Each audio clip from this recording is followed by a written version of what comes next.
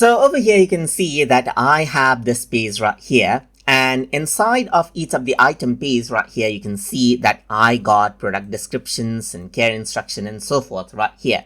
So let's say I want to scrape off the item name, the price right here, and as I go inside from each of the sub pages I want to go ahead and capture the product description.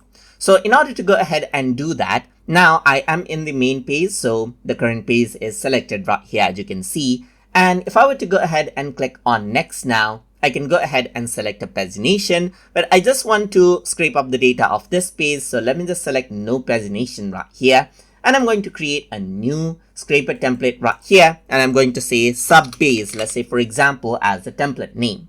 So I'm going to enter out the field manually, so I'm just going to go ahead and say product name right here just like this, and then I'm going to go ahead and take the price, so let's just select number right here and say product price right here just like this. So now apart from that I'm going to go ahead and click on plus right here just like this, and from inside of each of the product, let's say for example I want to go ahead and select out text right here, and then I'm going to go ahead and say product description right here.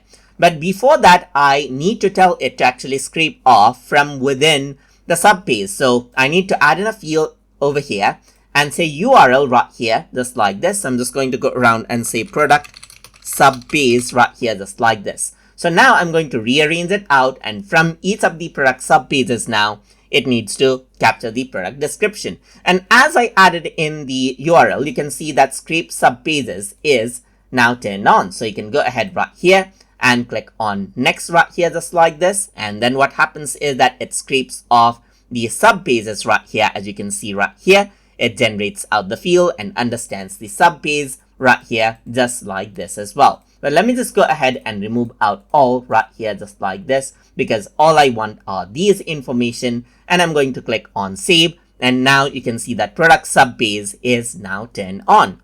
So once you do that, what happens is that you can simply go ahead and click on run now, and the setup is done right here, and it scrapes off the main page first. As you can see right here, it starts fetching out the data as you can see right here, and now it's extracting out the data as you can see right here. And then if I were to go ahead and open it up, you can see it got the product description right here, each one right here just like this, and you got all of these as well.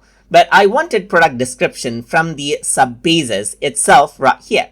So you can see that inside, you can see that it went ahead and added in details, let's say for example product description. So this is what it had right here, so you can go around and scrape off the sub pages again if you want to as well right here, and generate out the fields more as well. So let's say for example I'm going to go ahead and bring in another thing, like for example care instruction from the sub page. So you can go around over here just like this and click on scrape, and once you do that it adds in another column right here and start scraping off the data from each of the pages as well, and you'll be able to go ahead and see it right there.